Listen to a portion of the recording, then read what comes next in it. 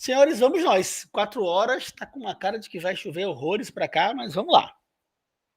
Quórum começa abaixo agora, né? Dos 26, tem 3, mas tudo bem.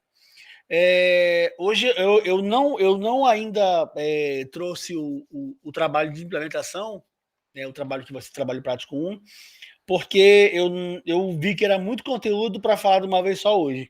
Então, vocês vão olhar no Colabweb, já que eu vou compartilhar. Eu separei a parte de tarefas, que é bem curtinho, são 12 slides, tem 2 de capa e contra capa, então tem 10 de conteúdo de fato. E separei um outro de. Só não para aqui. Um outro só sobre processo e sobre thread. Aí a gente encerra essa parte mais conceitual de como é que o negócio está funcionando. E aí, na semana que vem, já dá para falar de escalonamento. Então, eu acho que é mais. Foi mais tranquilo eu não passar um trabalho. Aí, o que eu vou ter que fazer é, na sexta-feira, eu vou colocar mais um quiz no ar, tá? Sobre esse conteúdo aqui de gerência de tarefas, processo e threads. Tá? Então vai ter um quiz para fechar esse cara, para vocês não ficarem sem nenhuma atividade nessa semana. Aí na semana que vem já entra de fato a atividade. Esse mesmo, tipo concurso, né? Viram que o negócio é bem concurso, dá lá para pegar lá para lembrar como é que vai ser. Tá? Então bora lá? Deixa eu compartilhar aqui as minhas guias aqui. Não, esse negócio de pegar questão de livro é muito chato, porque são as questões bem acadêmicas, bem não sei o quê, aí tu chega lá nos concursos, não tem nada a ver. Aí não, a questão de concurso é mais chanha, é mais cheio de pegadinha.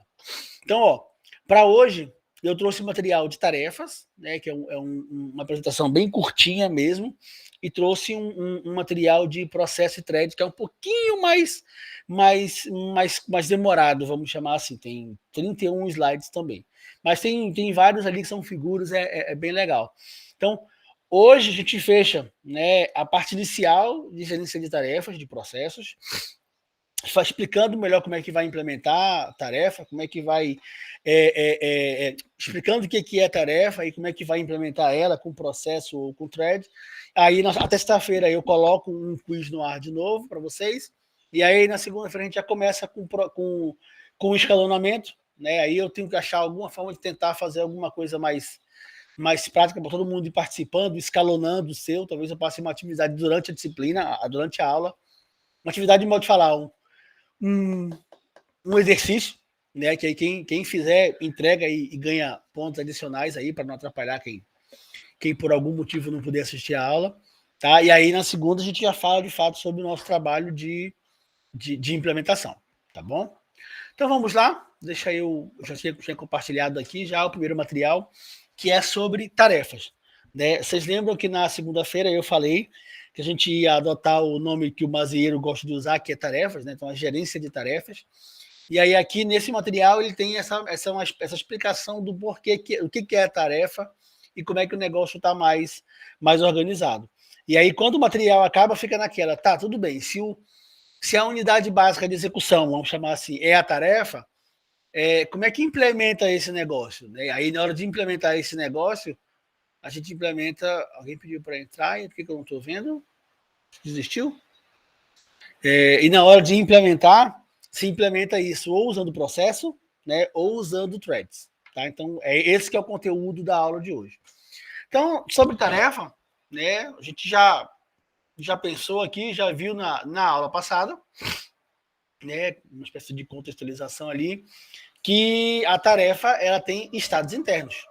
A gente viu lá com a evolução dos temas monotarefa, multitarefa e tempo compartilhado, que a nossa tarefa ela acaba tendo 5 estados e 8 transições. Né? Tem novo, pronto, executando, terminado, suspenso, e as suas várias transições aí, suas 6 transições, desculpa, né? 8, porque se contar aqui do limbo para o novo e do terminado para o limbo, dariam 8 transições aí. Né?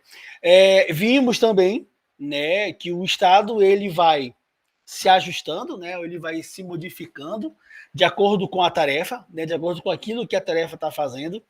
Se ela está só processando, ela está lá e executando. Se ela precisa de algum conteúdo de entrada e saída, ela é suspensa, volta para o novo e aí depois pode ser colocado em execução. Então é como se esse conceito de estado de uma tarefa, né, ele determinasse o que ela está fazendo. E isso geralmente é chamado de contexto. Né? Então o estado, né, naquela hora de uma tarefa é o contexto de uma tarefa. Tá? Então o contexto é o que a gente vai utilizar para aplicar a ideia da preempção. Né? Quando a gente precisar tirar um processo de execução e colocar outro no lugar, a gente precisa salvar o seu contexto, né? Salvar o estado atual daquela tarefa. Tudo bem? O contexto de cada tarefa, né, ele é identificado ou ele é percebido, né, como uma espécie de estrutura de dados. É um vetor, vamos chamar assim, um descritor, né, onde são associadas informações sobre aquela tarefa. Tá? Então, imagine uma estrutura de dados, eu diria que o vetor é a forma mais fácil de imaginar, onde cada unidade do meu vetor tem uma função específica, armazena uma informação específica relacionada ao contexto da minha tarefa. Então, desse contexto, eu tenho que saber quais são os arquivos que estão abertos, quais são os endereços de memória que estão sendo utilizados. Então, tem várias informações que eu preciso salvar se eu precisar fazer a famosa troca de contexto. E, de forma geral, a estrutura de dados ela é conhecida como TCB, né? O Task Control Block. Vocês vão encontrar nos livros lá do Silvershats, do Tannenbaum, PCB. Né? Para eles, não existe tarefa, existe processo. Né? Já o Mazieiro, a unidade básica de execução de um programa é uma tarefa, e a forma de implementar uma tarefa é usando o processo ou thread. Já os outros autores não reconhecem, entendem que a tarefa é um subproduto, um subconjunto de um processo. Então, o processo é a unidade básica. Tá? É por isso que vocês vão encontrar o nome PCB também em alguns outros materiais aí. Mas, pensando em tarefa, a unidade, né, essa estrutura de dados, ela é a Task Control Block, a TCB. Então, essa aqui, a grosso modo, né, seria o que um TCB tem. Né? Um TCB, tipicamente, ele vai conter um identificador da tarefa, né, o número dela, inteiro, geralmente inteiro, para poder ajudar. O estado da tarefa, né, vai ter lá, executando, novo, né, pode ter uma codificação, 0 é novo, 2 é pronto, 0 é novo, 1 é pronto, 2 é executando, algo do tipo assim. Informações do processador, então, todo aquilo que estava em execução no processador, algum tipo de flag de estado, listas daquilo que está em memória, dos endereços de memória associado àquela tarefa, arquivos abertos, conexões, interrupções, então tudo aquilo que a tarefa está utilizando é registrado, é salvo nesse TCB. E também ali quem é o usuário, propriedade, data do início, quanto tempo está em execução e assim vai. Tá? São informações mais gerenciais. Então, isso tudo faz parte do TCB. Então, toda vez que um processo ele é interrompido, né, que ele a palavra agora, preemptado, né, eu tenho que salvar o contexto. Então, eu pego esse bolo de informações que estão aqui e salvo isso lá no meu TCB. Né? Aí salvo em memória, posso salvar em disco. Aí vou colocar um outro processo, uma outra tarefa para ser executada. Né? Se essa tarefa ela não é nova, se ela já foi executada uma vez, eu vou carregar o TCB dela então para a memória. Então, eu vou pegar o TCB dela lá onde tiver e vou abrir o TCB, tirar tudinho e carregar tudo isso para a memória de novo, né? Ou já fazer o link para regiões de memória para que ela possa executar. Tá bom? Perceba uma coisa, que a primeira parte que tem aqui do TCB está como ponteiro. É porque o TCB ele possui duas entradas também, né, lá na sua estrutura. A primeira é o computador de programa. Né? Acho que vocês já viram isso lá em organização e arquitetura. e o segundo é a pilha de ponteiros. Tá? Então, todo TCB ele também tem um contador de programas, né, e um stack pointer para saber em que parte lá a tua execução está parada na pilha de execuções, digamos assim. Tá? Então, faz parte, né, do TCB ter o program counter e ter também ali o stack pointer. Tá? Porque eles vão, de fato, ajudar no estado interno do processador durante ali a execução. Né? O contador de programa vai dizer assim, na CPU, em que parte do programa, faltou um espaço aqui, né? Qual é a parte da linha sequencial ali que o teu programa está, que a tua tarefa está executando, e o ponteiro vai apontar na pilha mesmo, lá na região de memória, onde é que ele parou ali. Eu tô bem aqui. Tá? Então, isso faz parte do PCB, e sem isso aí, não tem como você voltar a um contexto e encontrar, saber de fato onde é que você estava operando. Então, já que a gente já entendeu a ideia do que é o contexto, né, que é o estado atual do programa, da tarefa, e que ele fica registrado numa estrutura de dados parecida com um vetor, né, que é o TCB. O problema agora é como é que a gente vai fazer, então, essa troca de contexto. Né? Para suspender e para voltar, né, para empitar e depois colocar de novo em execução uma tarefa, de forma transparente, né, sem que, de fato, as tarefas saibam que isso está acontecendo, é preciso acontecer o salvamento do TCB. Né? A tarefa ela não tem noção de que ela foi suspensa. Né? É como se ela assim, estava executando, acabou o tempo dela, salvou o contexto, salvou tudo no TCB, né? E ela meio que acabou, ela está na fila, você não sabe que ela está na fila de pronto de novo para ser executada, e aí quando é de novo a vez dela, tudo é carregado de memória e ela continua. Então é como se ela tivesse uma congelada, ela congela, e aí depois ela continua, congela e continua, mas ela não tem, a tarefa não tem essa noção de que, eu perdi o processador, e agora? Não, isso não acontece. Tá? Então, esse esquema, esse mecanismo de suspender uma tarefa, né, salvar o seu contexto, jogar para a fila de prontos, colocar de novo em execução, isso é chamado de troca de contexto. Tá? E a implementação da troca de contexto, né, como a gente já viu pelo próprio TCB, envolve hardware do computador. Né? Envolve você conhecer ali registradores, program pointer, stack pointer, né? Então são elementos mais complicados, assim, mais baixo nível, mais hardware. Né? Então não daria para, de fato, o próprio SO em Czão querer fazer isso. Então, assim, toda a parte de troca de contexto, né, ela é realizada utilizando linguagem de máquina. Tá? A implementação, de fato, ela é utilizando linguagem de máquina para poder você acessar o registrador do processador correto daquela máquina, daquele tipo de arquitetura lá.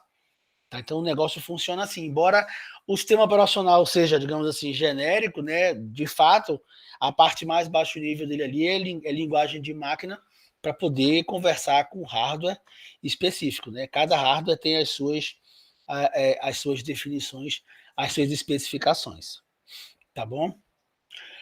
Durante a troca de contexto, então, o que acontece? Né? A gente precisa entender o que vai acontecer. Então, a troca de contexto ela envolve duas questões, vamos chamar assim. Né? Que acho que até acho que é o Tannenbaum que coloca e o Mazzeiro também usa. A primeira questão é uma questão meio mecânica. Né? Por que ela é mecânica? Porque ela envolve manipulação de hardware.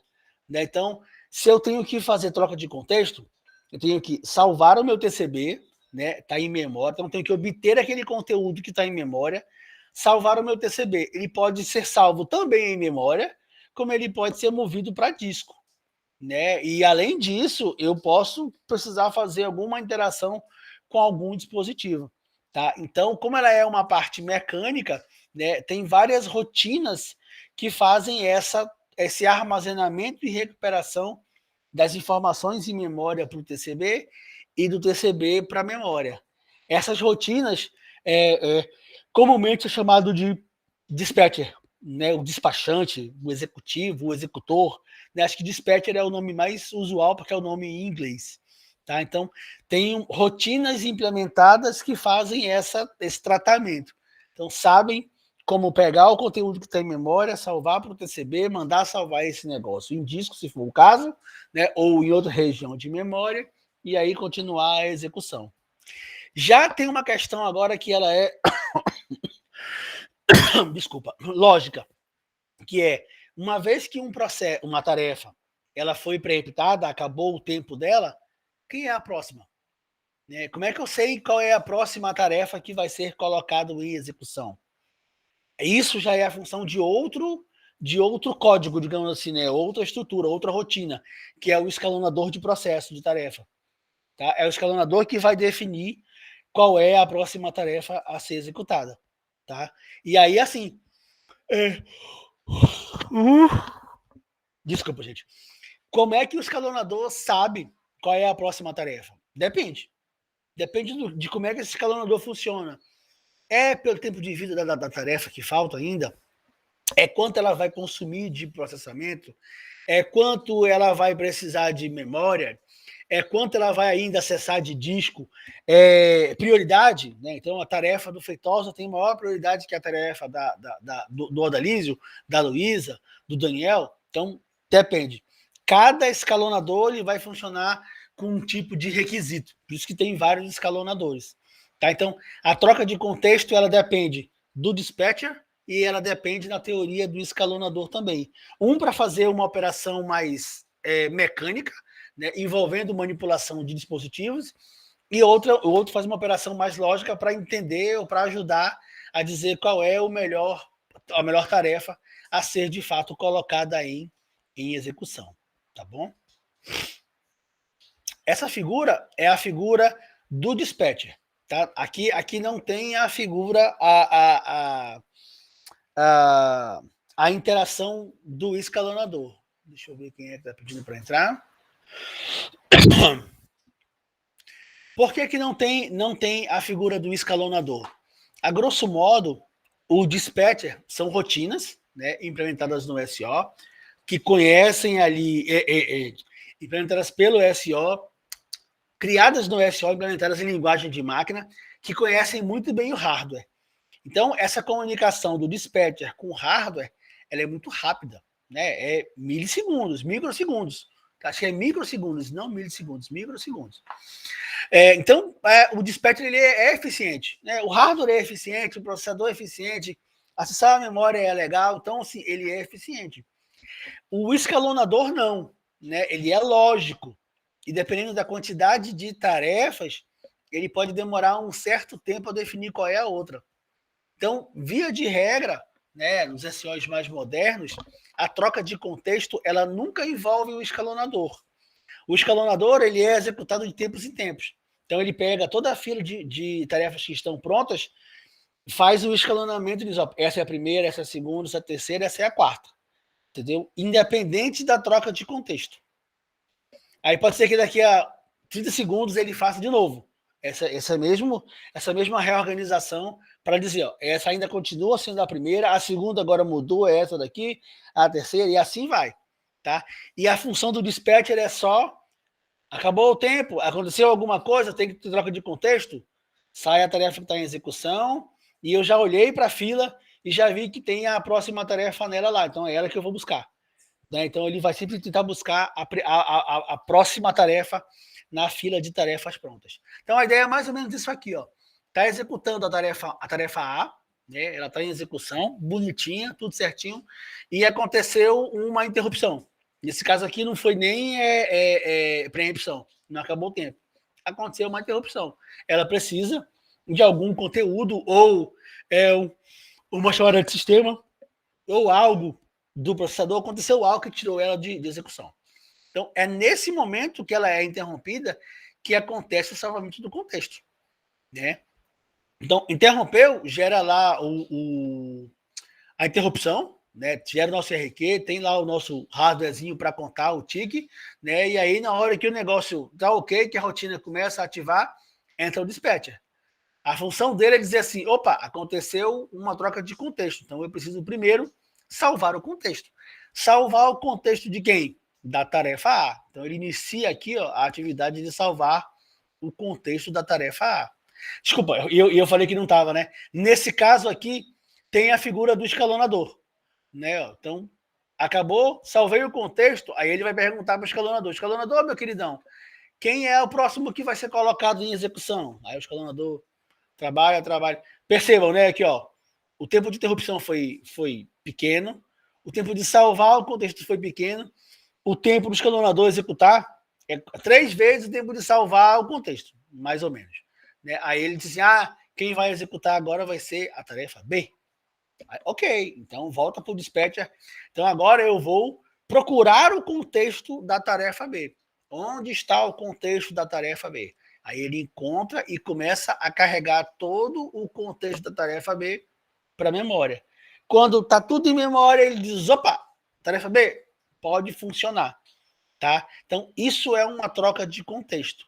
Né? E eu expliquei tudinho dizendo que não tinha, mas está bem aqui o escalonador no meio do processo. Mas ficou claro que o escalonador é o cara que atrapalha. Né? Porque enquanto tudo isso aqui é hardware, né? É hardware e rotina de linguagem de máquina, é quase hardware baixo nível, dá para dizer assim, aqui o negócio é muito mais lógico. Né? Aqui é o cara ter um espaço, o escalonador ter um espaço em memória, com os processos aqui tudo certinho, e aí ele definir quem é o próximo. Gente, só um instantinho para eu responder uma coisa aqui, um momentinho. Estão me chamando aqui no WhatsApp e se eu não responder, vão me perturbar.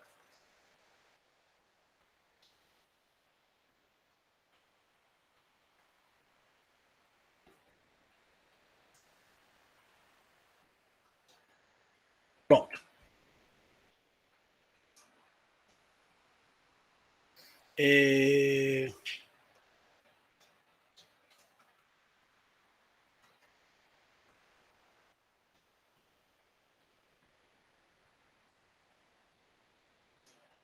Pronto, vamos voltar para cá então. Ficou claro a ideia da troca de contexto? Né? Como ela acontece? Nesse caso aconteceu porque teve uma interrupção, mas se fosse o estouro do quantum, era a mesma coisa. Era a mesma ideia, aconteceu interrupção porque estourou o quantum, inicia o tiquezinho para você tratar, manipular a interrupção, né? E aí chama o dispatcher, ele salva o contexto, procura a próxima tarefa, coloca ela. O correto, né, o mais usual é não ter esse cara aqui. É o dispatcher poder olhar, em vez de ter o escalonador aqui ter como é que eu vou dizer? Uma visão daquela fila de tarefas prontas. E ele já olha ali e vê a primeira de cara. Então é como se tivesse uma fila de prontos aqui com o B aqui na porta. Ele disse: pronto, o próximo cara é o B. Entendeu? Ele não deveria pedir. Hoje em dia ele não pede para o escalonador executar, dizer para ele. Porque o dizer para ele quer dizer: escalonador, calcula aí quem é o próximo. Né? A gente não quer isso, não quer que a cada troca de contexto se calcule quem é o próximo. Era legal já ter uma fila bem definida. Até porque você não vai encontrar numa fila de prontos 2 processos. Você vai ter 50, 100 processos, né? Então não tem como fazer isso, né? Como a cada troca de contexto pedir para o escalonador dizer qual é a próxima tarefa, tá bom? Dúvidas aí? Não? Então tá. Esse exemplo aqui, é que eu tô no PDF, né? Eu vou compartilhar com vocês o PowerPoint também.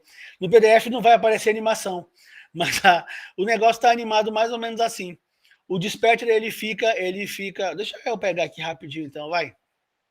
Estou em tarefa. Pronto.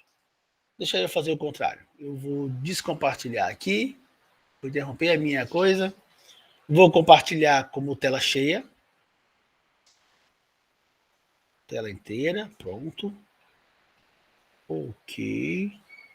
Só para ficar um pouquinho mais claro. Pronto. Deixa eu colocar a apresentação a partir desse cara aqui. Então, É mais ou menos assim que o dispatcher funciona, ignorando a ideia de que tem lá o opa, que tem o escalonador para ficar perturbando ele. Né? Ele está executando o processo A, né? Que começa na posição de memória tal, e aí ele executou, teve o tempo, acabou o tempo, passou para o B, né? Chegou no B, teve um problema de I/O, acabou, então, próximo, para o C, e assim vai. Ele fica trocando, né? Ele já sabe qual é o próximo que ele vai colocar em execução, tá? Ele, de fato, ele não precisa, não deve esperar o escalonador dizer para ele qual é, né? Vou colocar de novo. Não, primeiro processo, deu timeout, aí vai lá, próximo processo, já sabe qual é, deu problema de I/O, próximo processo, tá lá, né? Próximo processo, volta para o A, né? E assim ele vai trabalhando, tá? Ele vai processo, interrupção, processo, até todo mundo ir acabando. Né? Ele não fica consultando, não fica esperando de fato a resposta do escalonador, porque senão ele não vai fazer mais nada a não ser ficar esperando o tempo de resposta dele. Eu vou interromper e voltar para a minha apresentação mais convencional, que é a da tela. E eu não interrompi. Ah, tá aqui. Muito bem. Compartilhar. Tudo bem, senhores, aí? Alguma dúvida nessa parte da troca do contexto? Não? Então tá. E aí, acho que é a pergunta que geralmente que acontece, né? Qual é o impacto dessa troca de contexto? Né? Se marcar daqui a pouco, o Odalise ia perguntar isso. Mas, professor, como é que, o quanto que impacta fazer a troca do contexto? Né? Obviamente, a gente vai pensar assim, quanto menos trocas tiverem, né, menor vai ser desculpa, quanto menor o número de trocas, né, menor a duração da minha troca e eu consigo executar uma quantidade maior de tarefas. Né? Se eu tiver menos trocas, quer dizer que eu tenho, a princípio, tarefas que são muito mais voltadas ao processamento do que a entrada e saída, e que eu tenho um tempo de quantum interessante. Né? Então, assim, o cálculo, né, essa média de eficiência, que é o Ezinho aí, ele é calculado pegando o tempo do quantum, aí, o TQ, né, e dividindo pelo TQ mais o tempo que é gasto com a nossa troca de contexto. Tá? Então, assim, se a gente pegar aqui um exemplo que tem lá no livro do Mazieiro, né? Num sistema onde a troca de contexto elas duram 10 microsegundos, né? E o quantum médio é de 10 milissegundos, né? A eficiência desse negócio aí vai ser na casa de 10 milissegundos. Tem algo errado, né?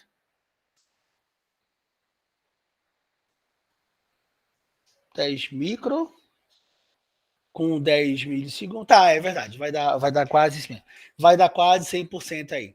Né? Vai ter uma quedinha. Então, é muito eficiente, porque a troca é muito rápida e o quanto é muito alto.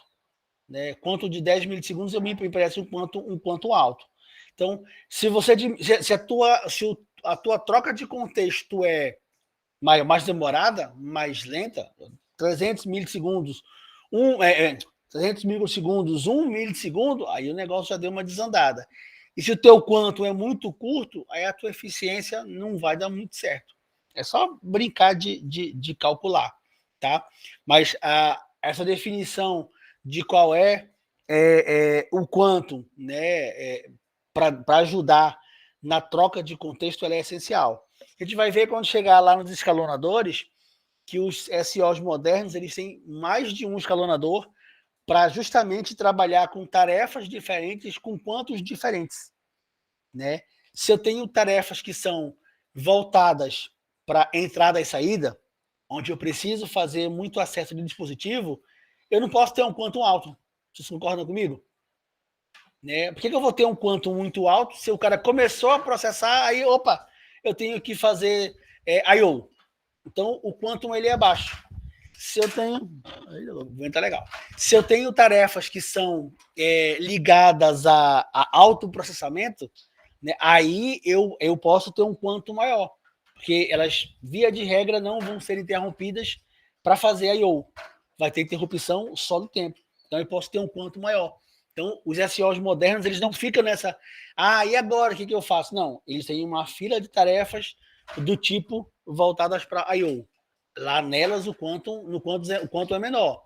Eu tenho agora uma fila de tarefas para tarefas de processamento. Para elas, o quantum é maior, né? Porque eu consigo trabalhar mais tempo executando. Tá? Então, isso acontece bem, e o vento tá legal aqui do meu lado.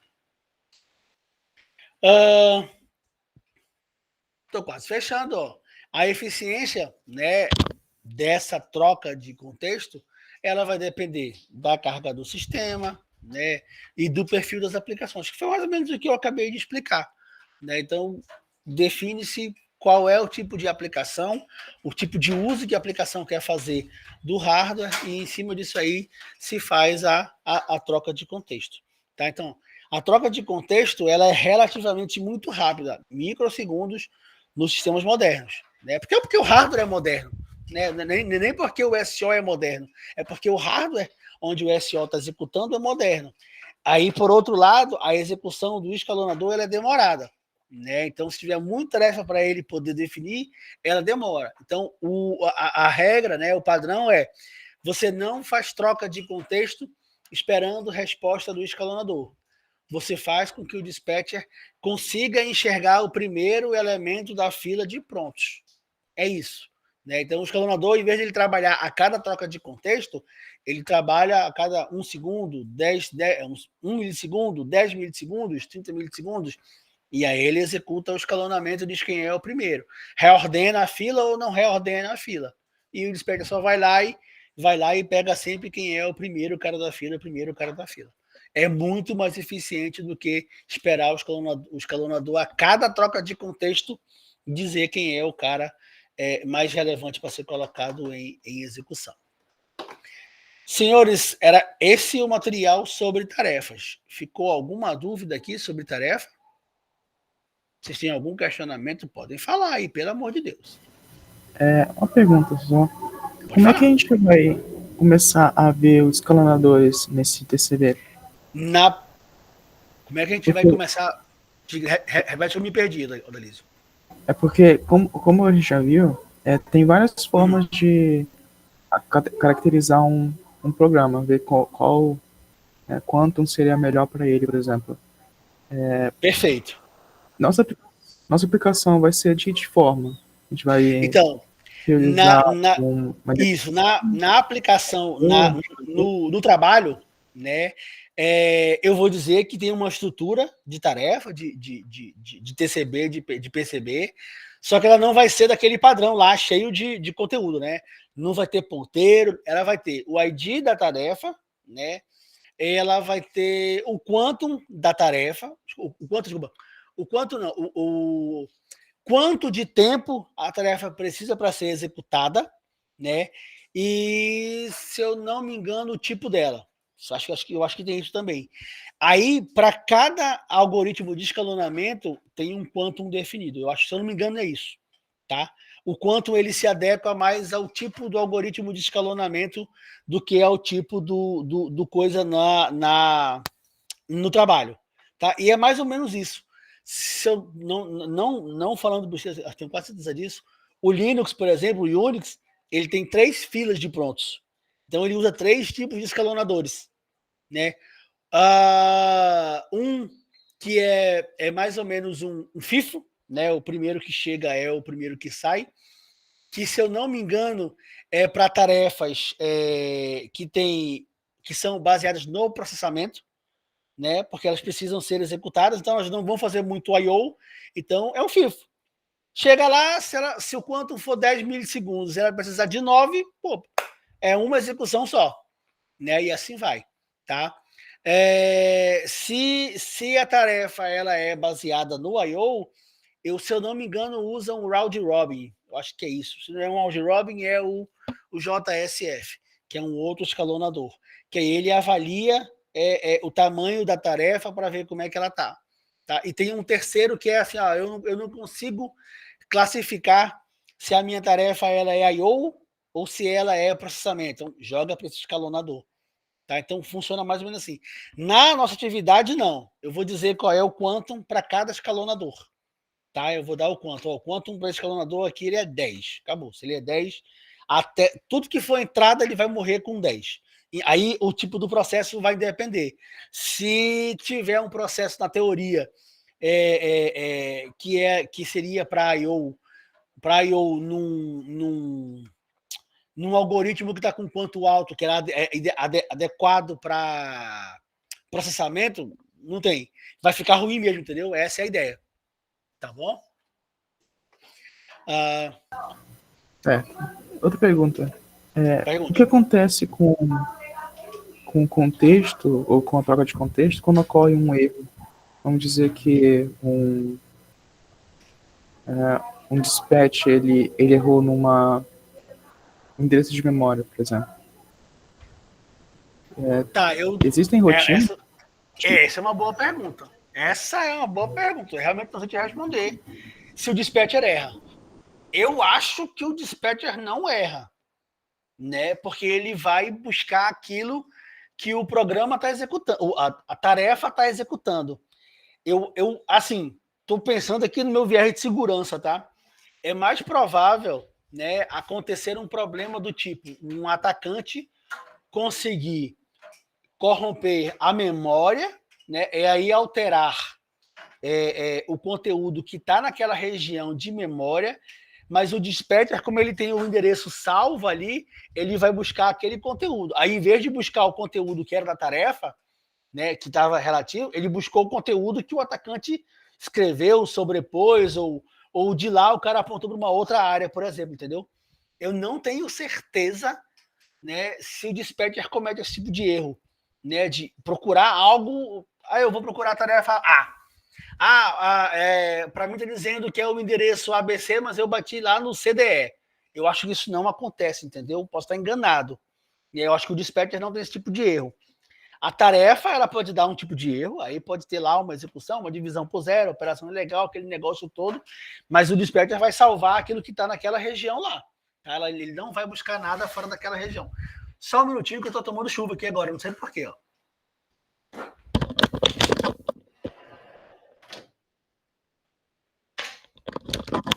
Pronto, fechei a janela. Eu achei que eu estava com a janela fechada, ela estava aberta e eu estava tomando chuva aqui do meu lado. Tá? Eu vou anotar aqui para eu procurar, mas eu tenho quase certeza que não tem esse tipo de erro de dispatcher. Tá? Erro de memória, por exemplo. Eu imaginei que pode ter algum problema, tipo, algum componente defeituoso que aumente a voltagem de repente, por exemplo. Entendi. Não, aí tudo bem. Aí é assim, um erro mais transitório, né? Aí vai dar chabu. Se tiver um erro transitório, aconteceu um aumento de corrente, ele entendeu algo errado e foi buscar algo errado, aí vai dar erro geral. Aquela tarefa vai ter uma operação errada. Ou ela vai gerar uma resposta errada, ou ela vai gerar um erro e ela vai acabar sendo terminada. Tá? Isso aí não tem muito o que fazer, não. Tá? Eu estava imaginando um erro mais lógico, né? Tá, um erro como é que a gente chama? Uma Da falha programação? temporária. Não, acho que aí o erro aí não é programação, né? É porque como ele está interagindo com o hardware, ele pode ter de fato recebido um endereço errado para buscar, né? Eu entendi assim a tua ideia desse teu intermitente, entendeu? Não da porque assim, um erro de programação seria estranho, né? O dispatcher funciona há 2 anos e agora ele começou a errar a programação dele, né? Aí eu acho muito mais provável que tenha algum tipo de problema mecânico no hardware que faz com que ele receba endereços errados. Aí eu concordo. Né? O registrador está com algum defeito e aí ele sempre pega um valor equivocado. Aí tudo bem. Mas por isso que eu falei, eu não consigo lembrar, nem na época de graduação e nem lá no mestrado, alguma coisa ligada a erros no dispatcher, né? Dele ter uma falha de programação que ele vai buscar algo errado. né? Como eu falei, segurança é outros 500. Aí atacante vai lá, corrompe a área de memória, gera buffer overflow, aquele monte de coisa. Né? Então, assim, se ele gerar uma divisão por zero, vai ter um tratamento de interrupção para isso, para divisão por zero, para buffer overflow, e assim vai. Tá bom? Beleza. Senhores, mais alguma dúvida? Posso passar para a próxima? Para o próximo conteúdo, então? Então eu vou, gostaria que vocês me avisem aí. Esse conteúdo ele vai complementar. Já tá aparecendo, tá, né? Já é o processo de threads. Ele traz o outro viés agora, né? A gente entendeu que a tarefa é a unidade básica, né? Que ela tem um TCB para registrar aquilo que ela está fazendo e que acontece a nossa troca de contexto para poder acontecer a suspensão, a preempção da tarefa. Aí a pergunta é, como é que se implementa esse negócio? Né? Como é que a gente vai implementar, então, essa troca de contexto aí? Ou melhor, como é que eu vou implementar a minha tarefa para que no futuro esse negócio possa acontecer ali uma troca de contexto, tá? Então, a ideia é mais ou menos assim, né? Processo sempre existiu na área de computação. Pode procurar historicamente lá, vocês vão encontrar a palavra processo. Né? E aí, lá antigamente, o que se via muito era o processo, ele era uma tarefa, né? Ele era o programa em execução, é uma tarefa, uma única tarefa, que tinha ali vários recursos. Né? Então, o processo estava executando uma tarefa, vamos chamar assim, onde tinha arquivo aberto, tinha canal de comunicação, tinha área de memória, tinha registrador, tinha um monte de coisa, né, atribuída, né, ou adicionada para esse processo. E, obviamente, eles têm um isolamento, né? Não é que um processo vai interferir com o outro, não. Eles têm áreas de memória separadas, regiões, aquele negócio todo. Então, se a gente fosse pegar ali a nossa aulinha de máquina virtual, a gente pode imaginar um processo como um container. Né? Ele agrupava a tarefa, né? Como o negócio era antigo, era 1 para 1, eu tinha um processo igual era uma tarefa, então eu tinha um container que encapsulava tudo aquilo ali. Né? Ele garantia o isolamento do meu processo porque ele executava uma única tarefa. Né? Então eu tinha região de memória, registradores, tudo lá agrupado dentro daquela região bonitinho. Então funcionava ali. Por isso que se via muito processo como tarefa. Né? E eu, de fato, também achava esse negócio bem interessante. Então, o processo era uma tarefa porque era a mesma coisa. Não vou dizer porcaria não, mas era a mesma coisa. Né?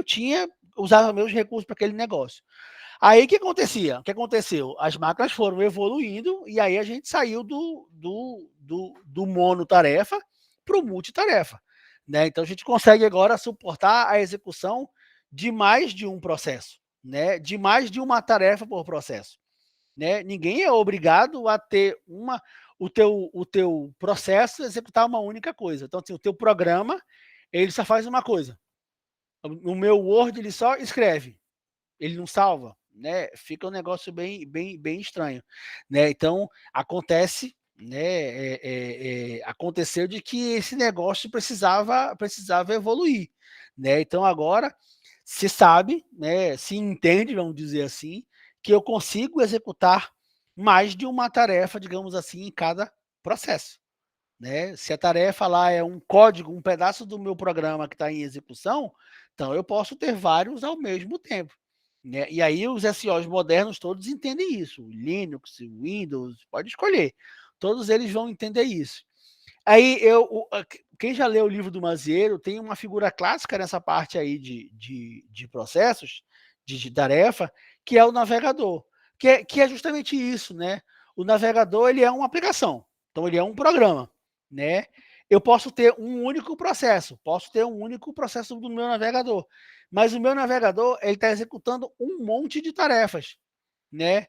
Toda vez, aqui ele está renderizando o conteúdo, ele está recebendo conteúdo por trás que eu não estou nem vendo aqui.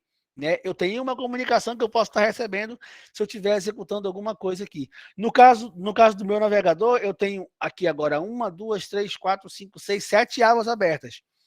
Uma dessas abas que eu estou vendo aqui vocês agora, ó, é a que eu estou me vendo, que eu estou com a câmera ligada aqui, eu estou vendo a área de exibição, alguns de vocês aqui ainda tem um chat aqui do meu lado. Numa outra aba aqui tem o Colab Web, né? A outra aba tem o conteúdo da aula passada, do slide passado. Agora eu voltei para o conteúdo que vocês estão vendo aí, que é o do processo. Então, assim, eu tenho, né, várias tarefas sendo executadas no meu único processo. Então, o processo era meio que a unidade básica para você fazer a criação, né, a implementação da ideia de tarefas. Né? Não tinha muito o que fazer. Eu preciso criar processos para esse negócio. Começou 1 para 1, era um processo igual a uma tarefa, e hoje, obviamente, a gente consegue entender que tem várias tarefas para um único processo. Né? Nada impede. Então, hoje, o processo, a gente pode pensar que o processo ele é meio que um grande container, né? Porque todos os recursos que fazem parte das tarefas, né, que vão executar aquele programa, elas estão lá juntos daquele, fazem parte daquele grande processo. Né? Ele é uma caixinha onde você colocou lá, essa caixinha aqui, ela corresponde ao navegador Chrome, legal. Tem quantas tarefas do Chrome? 5. Então, as 5 tarefas estão aqui dentro dessa caixinha. Né? Por que ficam todos juntos? Ficam agregados? Porque assim eu consigo manter uma comunicação muito mais eficiente. Se eu tenho no mesmo ambiente os mesmos recursos, áreas de memória, informação de contexto, registradores ligados ao núcleo ali, a minha comunicação entre as tarefas é muito mais eficiente. Por outro lado, como eu tenho essa barreira, essa caixinha, eu isolo, né? Eu não consigo, eu faço, eu não consigo, eu faço com que outros processos não consigam interferir nesse processo. Tá? Então, essa ideia de processo, ela hoje ela é muito legal, né? Acho que cabe muito bem dizendo assim, o processo é um agregador, né? Um container de tarefas. Né? Ele guarda ou mantém no mesmo ambiente, né, todos os recursos necessários para a execução de uma ou mais tarefas. Né? Acho que aí fica nisso aí. Então, o processo ele pode conter várias tarefas que vão compartilhar os seus N recursos, mas que de fato são isolados porque tem toda aquela questão de proteção do hardware. Tá? Então, por via de regra, os SOs modernos, até por simplicidade, né, eles aceitam por padrão que um processo é uma tarefa. Tá? Então, sempre vai ter um processo com uma tarefa. Então, assim, aquilo que está executando no momento é a tarefa que está ligada àquele processo ali. Tá? Então, seria mais ou menos essa a ideia. O meu processo A, aquilo que está executando no meu processo A, ele tem região de memória, código que está na memória, dados que estão na memória, pilhas, dados de contexto, flags ali para arquivos, para rede, aquele negócio todo. Então, tem esse grande container que mantém, que registra aqui, né, a execução da minha tarefa, pensando nessa ideia de 1 para 1. Tá? A mesma coisa aqui no processo B, né? Código desculpa, código em memória, dados, né, pilha, aquele negócio todo, e aí os processos eles vão interagir com os devidos recursos do kernel sem nenhum tipo de problema. Né? Cada escritor, cada registro lá tem a sua entrada, a sua ligação com o kernel. Tá? Então, assim, embora se entenda que um processo pode ter várias tarefas, a forma mais fácil de implementar isso é 1 para 1. É um processo para uma tarefa. Né? Isso aí é tranquilo e é o padrão que todo mundo acaba querendo fazer. Tá? O processo, né, eu tinha falado lá no material anterior que a unidade de dados lá da tarefa era o TCB ou o PCB. Então, aqui o PCB é isso. Né? O PCB é o cara que vai registrar o processo. Tá? E aí, dentro do processo, tem uma ou mais tarefas. Tá bom? Então, o PCB, ele tem que ter, é uma estrutura de dados que ele precisa ter o identificador desse processo, né? Quem é o usuário, que é o dono desse processo, qual é a prioridade que ele tem, a data e a hora que ele foi colocado em execução, qual é o caminho para chegar até o código, né, que está sendo executado por esse processo, sei lá, /C, alguma coisa lá, área de memória, aquele negócio todo. Então, vocês percebam que muitos dos conteúdos que tem no TCB, eles acabam vindo para o PCB. Né? Se for implementar, então, essa ideia de que um processo tem apenas uma única tarefa, né, o TCB ele seria algo bem pequeno, né, e o PCB seria o cara macro. Né? Aquilo que hoje está no TCB, na definição de TCB lá, viria para o PCB. Né? Porque o PCB é o cara maior agora, a tarefa está dentro dele, e aí então ele vai ter região de memória, aquele cacareco todinho. Aí o TCB seria de fato muito mais simples. Né? Ele teria só o identificador e o que ele está utilizando naquele momento. Né? Registradores que ele ou que ela, a tarefa, está executando naquele momento. Né? O TCB seria muito mais simplificado. Tá? De forma geral, existem primitivas, né, chamadas de sistemas, que são utilizadas para fazer a criação, então, desses processos. Tá? É muito legal porque no Unix, de forma geral, os nomes são muito mais interessantes, muito mais criativos. Então, basicamente, quando se pensa em criar processos e implementar tarefas usando processos, você vai criar um novo processo, você vai encerrar esse processo, né? Você vai encerrar o teu processo, você vai encerrar um outro processo, né? E você vai obter ali uma identificação para saber qual é o teu processo. Né? Então, a criação de processos no Windows, o comando lá, a primitiva, a chamada de sistema é o create process. No Linux, no Unix, de forma geral, é fork, né? execve. Se você vai encerrar, no Windows é muito mais exit process, né? Você vai acabar o teu processo. Já no Unix só é o exit. Você vai encerrar o processo, você vai terminar. No Linux é kill, né? É muito mais radical o negócio. Você vai obter qual é o ID do processo que está em execução, é o get current process ID, e já no Linux é o get ID. Então, assim, tem primitivas que foram desenvolvidas, que foram criadas para fazer a criação. O que a gente vai ver aqui é fazer a manipulação de processos. O que a gente vai ver de fato aqui é só a parte da criação. Tá? O resto é muito codificação. Né? Encerrar um processo é um exit. Para quem trabalhou com C lá, um exit para sair do negócio e vai embora. Tá? Para acabar o processo, a mesma coisa. Vai lá e dá um kill e acabou também. Tá? Então, acho que a criação é o processo mais interessante. O Unix ele funciona de duas formas. Ele usa duas etapas para fazer a criação de processo. Embora a figura aqui só tenha uma etapa, que é a etapa do fork, né? A segunda etapa é muito fácil de entender também aqui. Então, para se criar um processo no Unix e, consequentemente, no Linux, a primitiva, a chamada de sistema é o fork. O que o fork faz? Ele cria um processo filho, digamos assim. Ele cria um clone do processo atual. Então, esse cara aqui que está chamado como parent, né, que é o pai, que tem dados em memória, código em memória, pilha, contexto, aquele negócio todo, os recursos todos eles. Agora eu preciso criar um outro processo. Então, eu não crio do zero, né? Assim, como é que eu vou criar? Como é que ele vai ser? Não, eu vou fazer um clone meu. Então, o fork ele faz isso aqui. Ele cria, né, o kernel cria para mim um outro eu. Então, o kernel vai alocar uma região de memória e vai literalmente copiar tudo aquilo que o processo pai tem. Então, a gente tem isso aqui, ó, né? O processo pai, ele cria um processo filho, que é literalmente a sua cópia. Então, você cria uma cópia.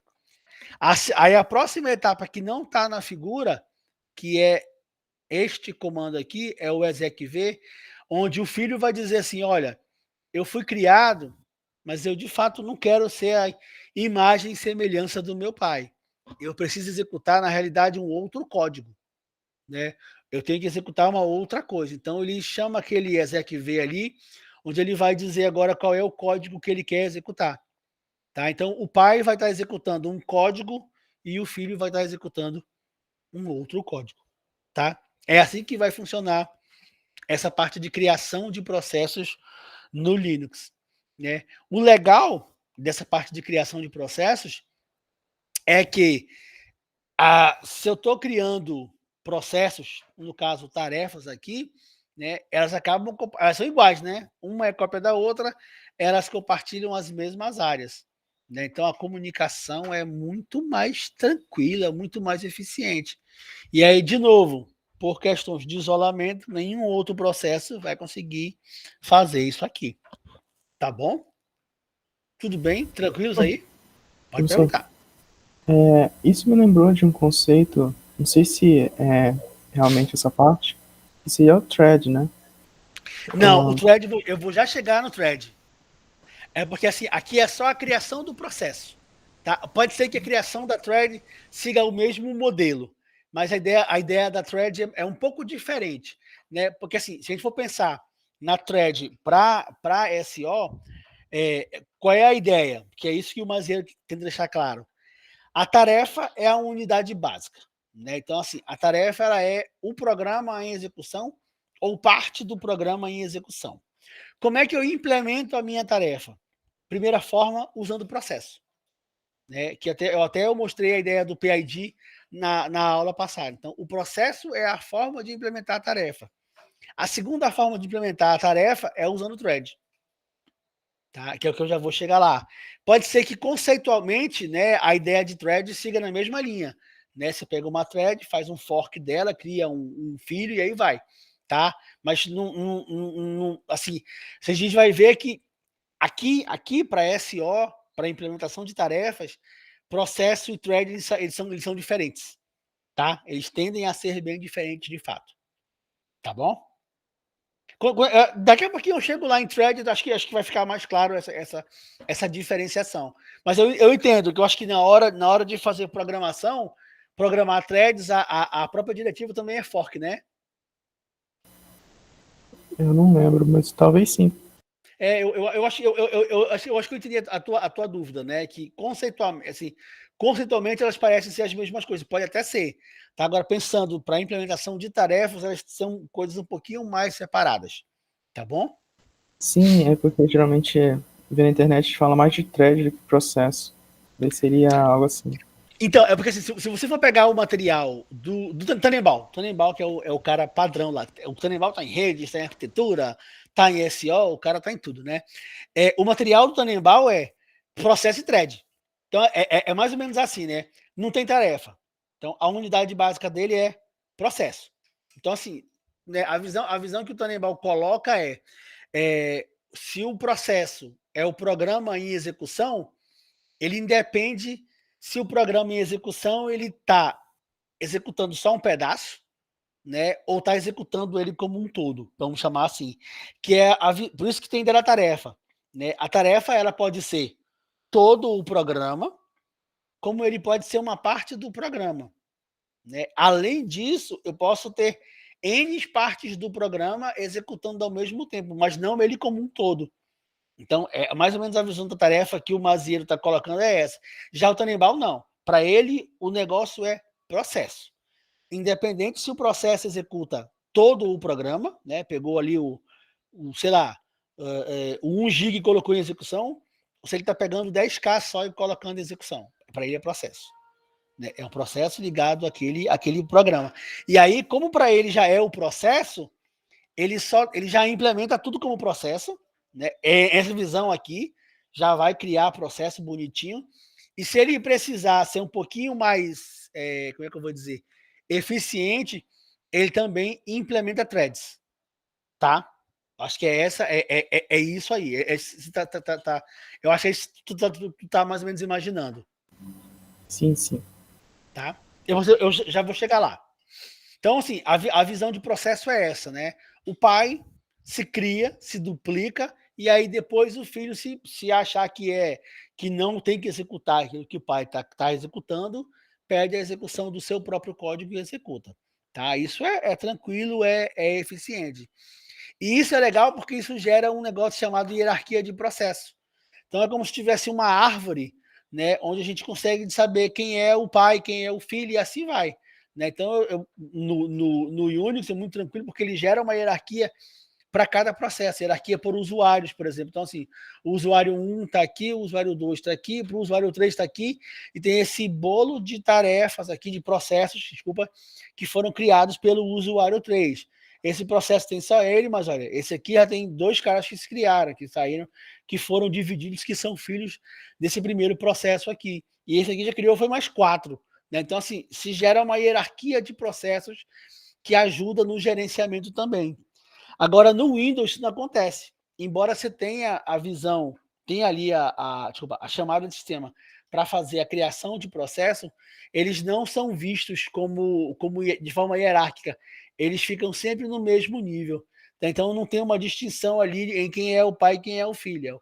É um processo, o outro processo, o outro processo. Tá? É mais uma questão mesmo de definição. Aí chega no outro conceito.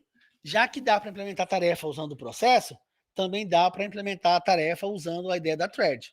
Né? Então, ó, que é o que estava lá. Os antigos SOs, eles suportavam apenas uma única tarefa, né? Uma única execução por processo. Né?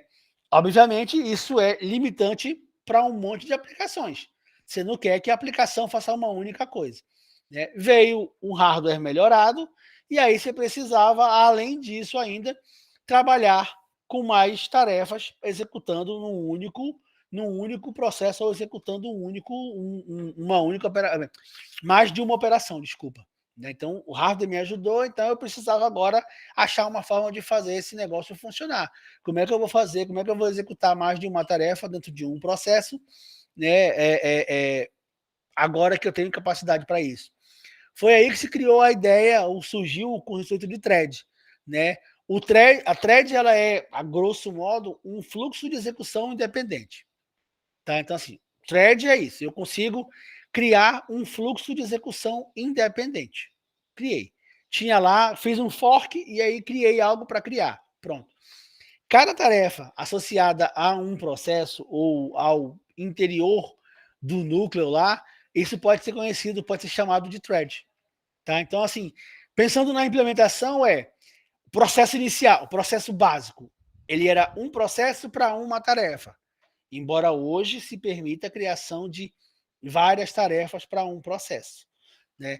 E aí, para poder criar várias tarefas dentro de um processo, é que se implementa o conceito das threads.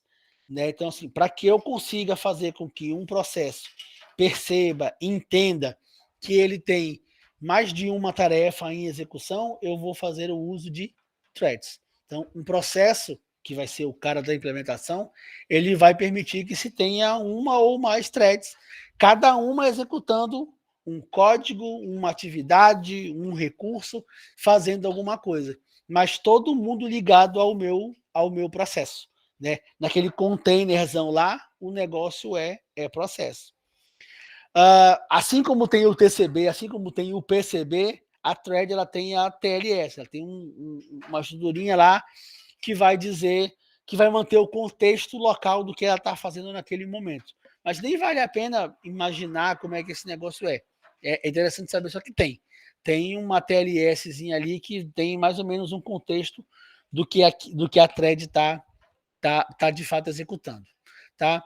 A TLS ela vai ter o estado, executando, pronto, aquele cacareco todo, o contexto, né, que está salvo, né, então é aquele que não está executando, mas é o contexto que está salvo, a pilha de execução, de que já foi feito, e todo o endereçamento para a parte de memória, seja para armazenamento, para armazenamento, seja ele em disco ou em memória.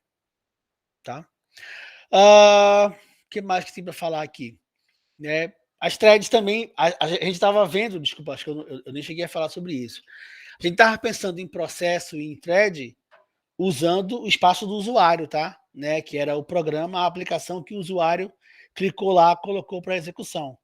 Enquanto o processo, né? A gente falou de processo somente para o usuário, né? O usuário no seu código lá, no seu programa, criou um processo, embora o SO também possa gerar os seus processos, e gere, né? As threads elas têm de fato uma visão muito clara que você consegue trabalhar com threads a nível no nível do usuário e trabalhar com threads também no núcleo, né? Porque o SO, ele para se ajudar, né, o SO seria muito ineficiente se ele trabalhasse nesse modo um processo, uma tarefa, né? Ele vai executar uma única coisa por vez. Então eu tenho, por exemplo, 10 tarefas pedindo para gravar um conteúdo em disco, né? O disco é único, mas o local onde vai ser gravado esse conteúdo é diferente das 10. Aí se eu tenho uma única desculpa, uma única tarefa no SO que faz isso, que manipula, que intermedia essa gravação, só ia ser um por vez. E aí não, o SO ele também cria threads para o núcleo, e aí ele permite atender, por exemplo, as 10 rapidamente ou paralelamente, sem nenhum tipo de problema. Então, threads que são usadas pelo SO são threads de núcleo, e as que o usuário usa, né, cria, são as threads de usuário. Tá bom? Eu acho que vale a pena é mostrar as figurinhas aqui que devem estar ficando meio malucos, então. A thread ela vai fazer parte do processo, né? Para quebrar aquela visão de que um processo é igual a uma tarefa. O hardware hoje suporta, o SO foi pensado para isso, por que eu vou fazer um processo igual a uma tarefa? Então, eu tenho o processo, que é o meu container, né, realizando várias tarefas, e eu consigo, na prática, então, dizer que as minhas tarefas elas são as minhas threads. Então, eu posso ter uma thread para cada tipo de tarefa. Então, eu tenho o processo A, que tem 4 threads aqui, e eu tenho o processo B, que tem só uma única thread. E no kernel eu tenho também mais 4 threads. Tá? Então, essa é a ideia.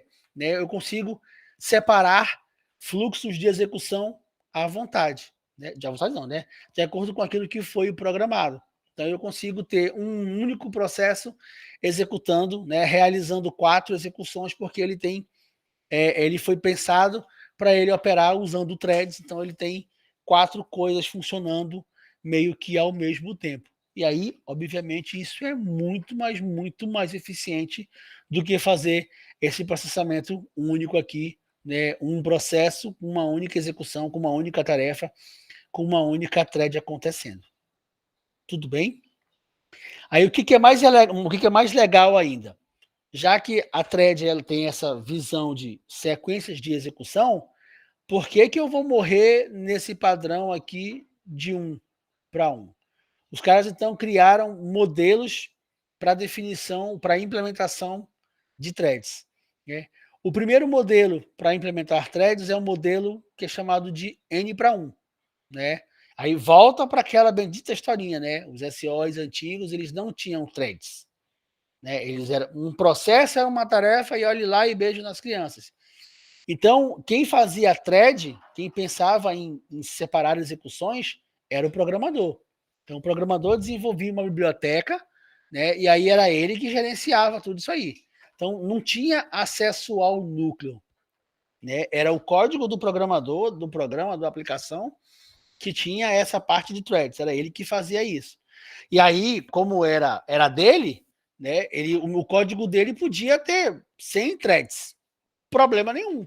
Né? Tava tranquilo. O problema é que quando chegava lá no SO, o SO só fazia uma coisa por vez. O SO não tinha thread. Então, é por isso que é o modelo N para 1. Você consegue criar N threads no nível do usuário, né, na área do usuário, ali no espaço do usuário, mas quando esse negócio chega lá embaixo no kernel, ele rola para 1. Né? Afunila tudinho, e esse cara cai para 1 porque o SO não suportava as threads lá de kernel, as threads do núcleo. Tá? Então, é mais ou menos isso aqui. Ó, né?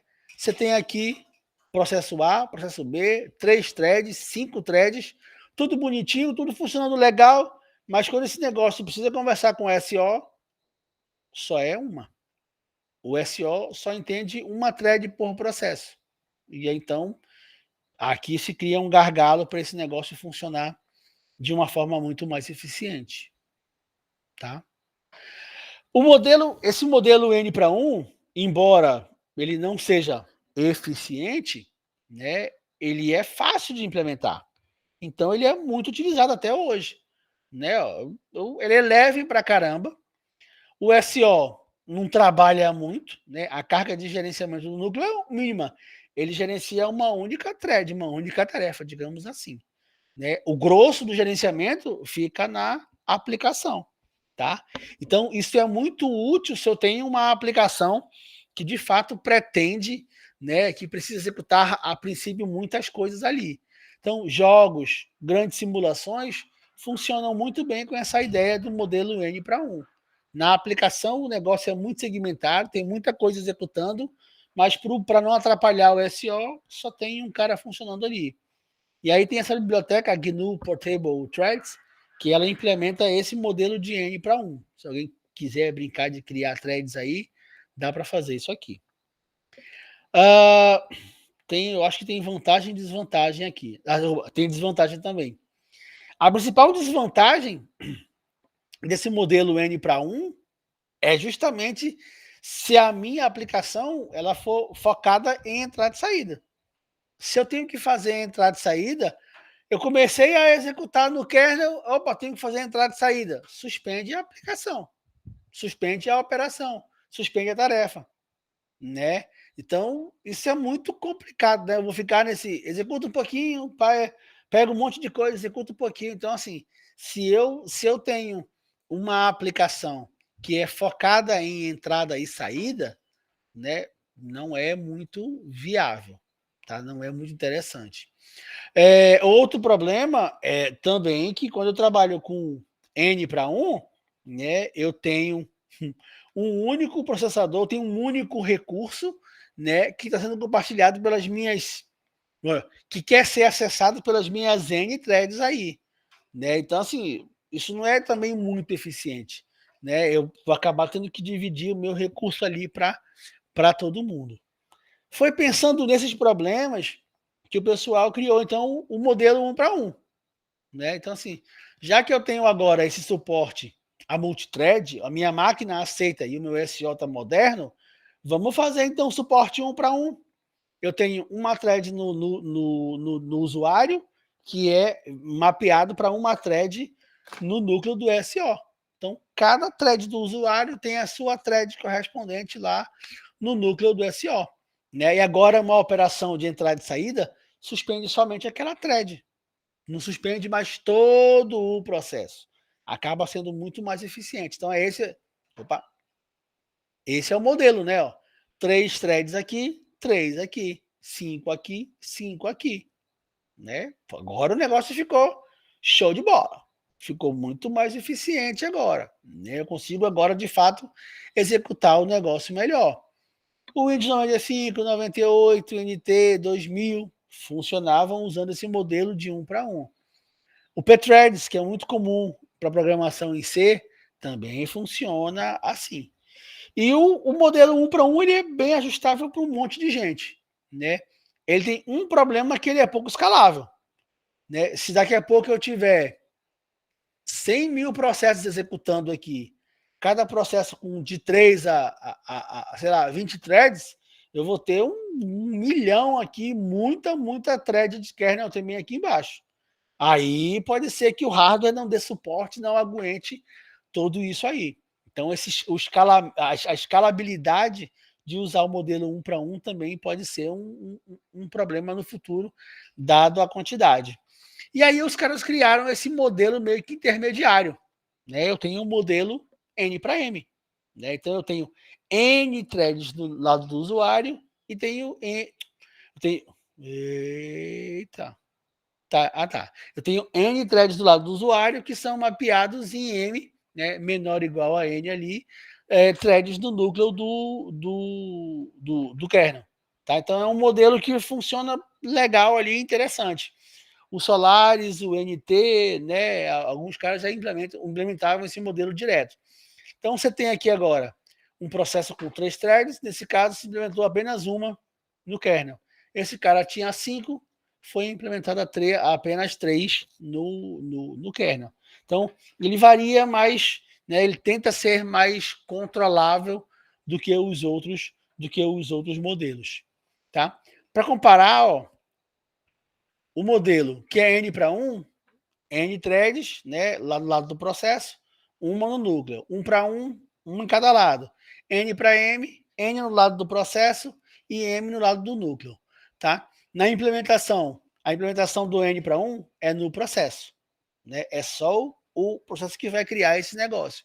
No caso da 1 para 1, ela é no núcleo. Tá? É o núcleo do SO que vai garantir isso aí. E no caso do N para M, tem que ser em ambos. A minha aplicação tem que suportar, né, ter a ideia do thread e o meu SO também. Em relação à complexidade, do N para 1 é baixa, porque para o SO, trabalho zero, né? Tudo vai virar um só, é o único caminho. Né? Quando já é 1 para 1, dá um pouco mais de trabalho. E quando é N para M, o negócio tem que ter uma sincronização muito alta, né, com o teu processo. Aí envolve a mesma coisa com o custo de gerenciamento. Gerenciar no SO N para 1 é muito baixo, já é médio e é super alto lá no N para M. A escalabilidade, né? A escalabilidade do N para 1 é alto, só que ela é alto porque não atrapalha o SO, né? O alto dela é aqui porque é um alto que não atrapalha o SO. Fica só 1. O N para M também é alto, porque dependendo da configuração do M, pode ser 1 também. Então também é uma escalabilidade alta. Agora, 1 para 1, a escalabilidade é super baixa. Né? Se tiver algo muito grande aqui, o negócio não vai dar errado. No modelo N para 1, o paralelismo não tem, né? As threads dos mesmos processos, né, não são paralelas, porque de fato elas são paralelas lá em cima, mas aqui embaixo do SO não são. Vai executar uma de cada vez. Né? E já no caso do 1 para 1, são paralelas, você consegue executar threads ao mesmo tempo no núcleo, a mesma coisa também no N para M. Tá? A troca de contexto, ela é rápida, porque eu tenho só um contexto para trocar aqui embaixo. Aqui eu posso ter um pouco mais do que um contexto, posso ter até, sei lá, se eu tiver 10 tiver com 3 aqui, é rápido. Se for 10 para 10, não é tão rápido assim, não. E aqui, como é 1 para 1, não. Todo o processo vai ser interrompido, então vai ter troca de contexto, o negócio vai ser um pouquinho mais lento. A divisão de recursos na N para 1 é injusto, porque é um só. Eu tenho um 100 lá em cima, tem um executando aqui embaixo. No 1 para 1 é super justo, né? O que o cara pede, o cara tem. E no N para M depende aí de qual é o processo e depende de como é que foi programado a ideia das threads no núcleo. Tá bom? Para fechar, né? Beleza. A gente já viu que dá para implementar processo, dá para implementar tarefa usando processo e usando thread. Na realidade, a tarefa é o conceitual, na prática, o que simplesmente são os processos. Tá? E aí a pergunta é, como é que se usa? Né? Qual que eu vou usar? Eu vou usar processo? Eu vou usar thread? O que eu vou usar? Né? E aí tem 3 casos que são legais. Um navegador de internet, né? O nosso bom e velho browser, um servidor web, né? E um servidor de banco de dados que está atendendo a vários usuários simultaneamente. Né? Lembra que o nosso navegador web é um cara muito interativo, né? Está executando muitas coisas. Um servidor web, ele é muito mais focado, digamos assim, ele recebe a requisição, executa a resposta, processa a resposta e devolve, ele fica fazendo isso. E o banco de dados também é interativo com muitos usuários. Né? Enquanto que o navegador é para um único usuário, a princípio, o servidor web e o banco de dados são para vários usuários. Né? Vão atender várias requisições de vários usuários, e aí o tipo daquilo que é pedido pode ser bem variado. Então vamos lá. Dá para implementar o navegador, o servidor web e o banco de dados usando somente processo? Né? Usando aquela ideia de que um processo para cada tarefa? Dá. Não tem grandes coisas ruins, não. Dá para fazer? Dá para fazer. Vantagem, né? Vai ser muito mais robusto. Né? Eu vou ter uma robustez, uma solidez muito maior. Né? E qualquer falha, qualquer problema vai ficar contido no espaço do meu processo. Né? Lembra que tem aquela ideia de container? Então, ficar tudo lá. Né? Uma vez que tá configurados, né, que tem uma configuração coerente, bem feita, sei quem é dono, sei quem é que pode acessar a permissão, a segurança aumenta. né? Eu tenho segurança no meu processo porque ele é um único cara, né? Então, se eu definir muito bem quem é o usuário, quem é o dono, quem pode acessar, é muito mais tranquilo.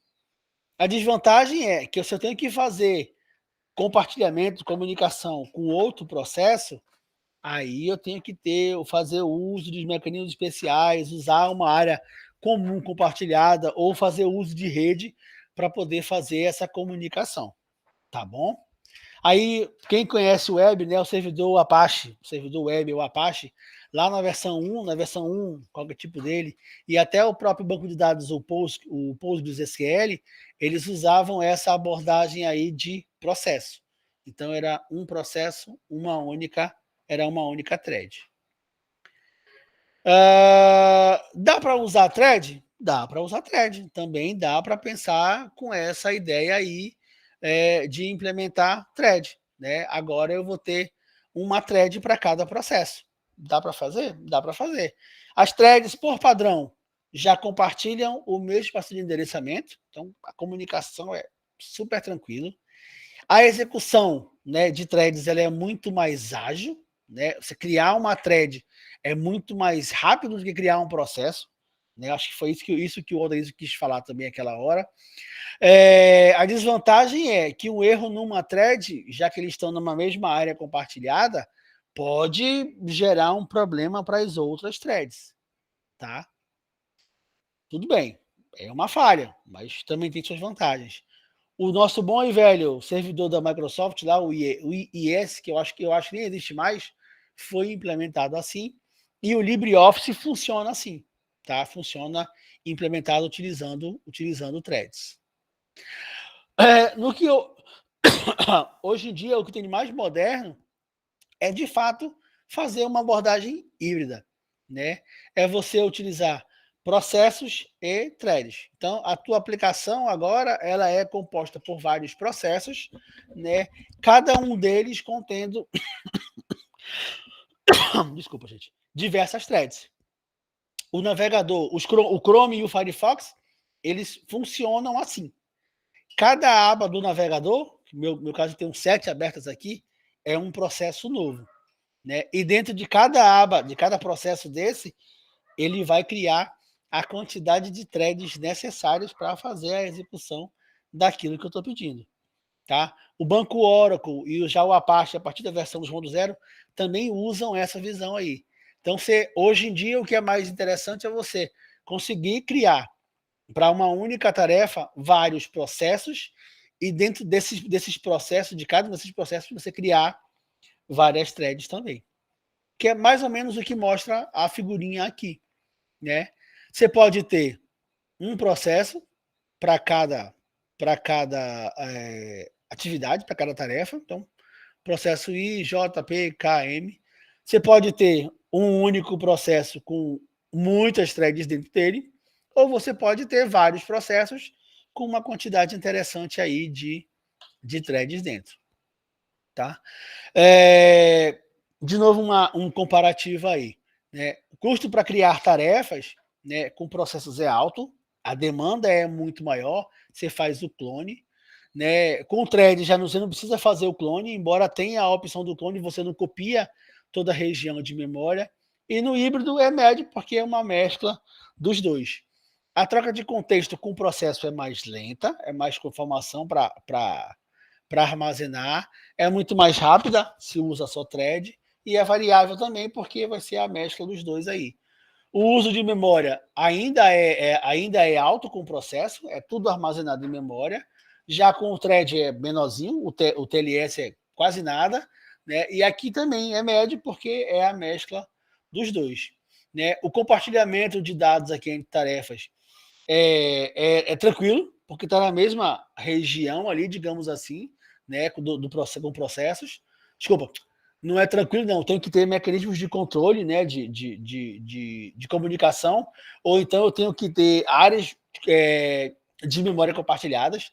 Já nas threads, como estão na mesma região, aí sim, né? Variável global, o negócio vai embora, tem uma região de memória compartilhada com todo mundo. E no caso do híbrido também eu posso ter canais de comunicação, como eu posso utilizar a região dentro. Em relação à robustez, é muito mais seguro, né, usar processo. Já para threads não é, e a ideia do híbrido fica um intermediário, dependendo daquilo que vai ser utilizado ou daquilo que vai ser mais empregado. Se tiver mais processo e menos thread, acaba sendo mais seguro. Se tiver menos processos com muitas threads, pode ser um pouco mais inseguro, né? É um pouco menos robusto. Em relação à segurança, a segurança com o processo é alto, cada processo é isolado, né, com as suas permissões. Com a thread não tem isso, então todos compartilham a mesma área, as mesmas ideias, então a segurança é menor. E a ideia do híbrido também é alto, porque eu tenho o processo agrupando, agregando tudinho ali. Senhores, era este o nosso conteúdo de processos e de threads. Dúvidas? Cri. Oh, só tem 10 alunos, que maravilha, né? Ou não, tem 11. Todo mundo dormindo nessa hora, né? Professor, pode falar. Tem uma dúvida. Normalmente, quando a gente fala do processador, a gente fala dos núcleos e dos threads, né? Assim, o núcleo é mais que... Do núcleo e dos cores, né? Isso, os cores. Mas tem os threads também no meio junto também, não? Não, a thread é programável, né? A thread não é hardware. Tá, entendi. Tá? Até onde eu sei, thread não é hardware, não. Tá? Não sei se tem algo numa CPU nova que chama de thread, mas as threads elas são hardware. Né? Tem no SO e tem nas aplicações. Tá? Tá, porque tem um negócio, agora eu entendi. Tem um negócio chamado de hyperthreading, né? Sim, tem isso também. Pronto. Então o hyperthreading é como se você, via hardware, né, simulasse que o teu core, em vez de ser um, eles são 2. Tá? Não sei se é o nome tem threading, mas eu não sei se é o conceito de threading. Tá? Realmente é um conceito que eu não domino, que é o de hyperthreading. Tá? Não sei se tem a mesma visão. Tá? Mas não é obrigatório que o processador tenha hyperthreading, tá? Tá, entendi. Era mais finalmente, quando a gente vê assim, falando de processador, tipo, por exemplo, o nosso processador vai falar, tem tantos núcleos, tantos cores justamente. E aceita o hyperthreading. Principalmente nas comparações também entre Intel e AMD, né? Questão do mais nova, assim, fica... Verdade. Tem lá. Senhores, eu falei no começo, né? Então eu não tenho trabalho de escalonamento hoje ainda, vai ficar para segunda-feira mesmo. Aí segunda-feira a gente já conversa sobre ele. E aí, até sexta-feira, eu coloco mais um quiz no ar sobre esse conteúdo de gerência de tarefa, processo e thread, tá? Para vocês terem uma atividade para fazer. Pode falar, Dalício. Eu tenho uma pergunta. Como as threads são separadas de núcleo e de usuário, existe a comunicação no modelo N1, N para 1. Essa biblioteca, ela tem algoritmos para definir quais tipos tem que usar de threads para o núcleo? Ou não, então é assim, como o núcleo não tinha thread, a figura mostrava, sei lá, 100 threads no nível do usuário, né, e uma thread no núcleo. Essa thread no núcleo, ela é só para aparecer, porque ela é de fato a execução que o núcleo sabe fazer, né? Ela tá com o nome de thread para ficar bonitinho, mas ela não era uma thread, digamos assim, entendeu? Ela não foi, né, separada, ela era a execução daquela operação que o núcleo tem que fazer, né? Ela estava com o nome de thread, mas ela não era de fato uma thread que foi separada, porque só tinha ela, então ela era o programa, né? Vamos supor que a operação fosse a operação de salvar conteúdo em disco. Então, não tinha uma thread de salvar conteúdo. Tinha o programa para salvar o conteúdo de disco como um todo, né? Executando daquela vez ali. Então, o que a biblioteca do programador fazia era uma chamada de sistema.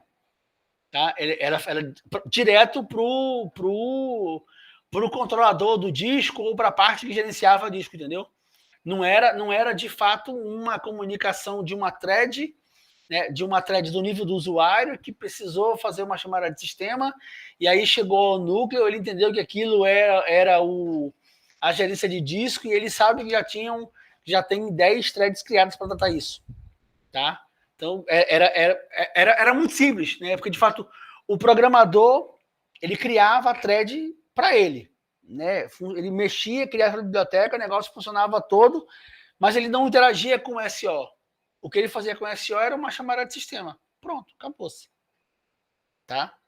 Eu acho que era essa a pergunta, ou não? É assim. Yeah. Aí, assim, quando veio o modelo de 1 para 1, aí já não.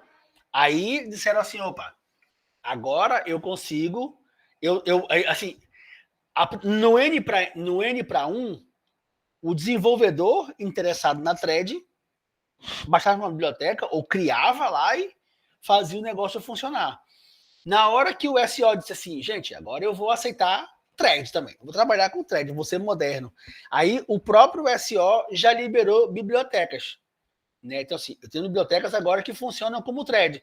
Quer implementar thread bonitinho? Usa apt-thread, usa não sei o que thread, entendeu? Então, já não tinha, o programador não precisava mais buscar uma biblioteca qualquer ou criar a sua. Ele já tinha algo disponível e compatível com o SO. Então, a 1 para 1 foi muito mais tranquilo. Né? É por isso que o padrão hoje não é usar 1 para 1, é usar N para M para ser um pouco mais flexível. Mas é aquilo que o SO entende. Então, o próprio SO entende a biblioteca thread.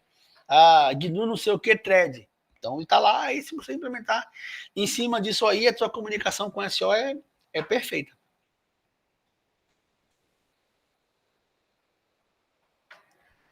Dúvidas? Questionamentos? Mais alguma coisa? Não? Então, eu vou encerrar a nossa gravação, tá? E aí, até sexta-feira, eu faço a inserção do novo quiz, tá bom?